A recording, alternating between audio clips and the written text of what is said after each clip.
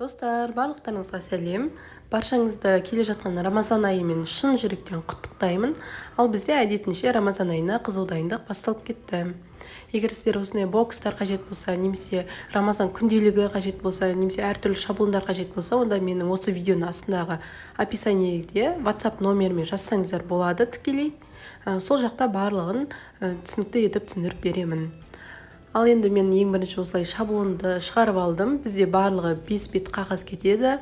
Бұл менде 260 граммдық глянцевая бумага.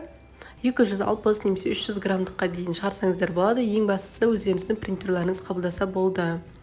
Міне осылай енді қазір барлығын осы зубчик деп айтамыз. Сол зубчиктерді қиып аламыз барлығын.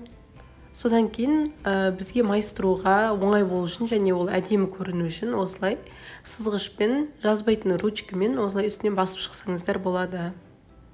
Міне өздеріңіз видеода көріп тұрғандарыңыздай оңай майысады және тіке болып майысады. Қазір осылай барлық зубчиктерін ішке қарай майыстырып шығамыз, яғни бүктеп шығамыз. Содан соң бізге двухсторонний скотч қажет. Двухсторонний скотчты осындай екі шетіне жабыстырып, бір-біріне осы зубчиктерді кигізетін боламыз. Яғни бұл бізде қазір бокстың жанын ұстап тұруға қажет болады.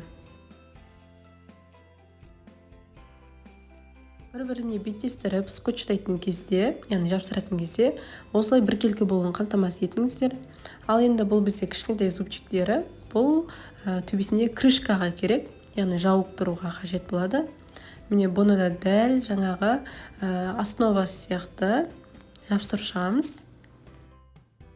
Одан кейін біз осындай двухсторонний скотчпен астыңғы бөлігіне және үстіңгі бөлігіне осылай жабыстырып шығамыз дөңгелетіп. Содан соң двухсторонний скотчты ашып, үлкен зубчиктарды астыңғы бөлікке, кішкентай зубчиктарды үстіңгі бөлікке жабыстырамыз.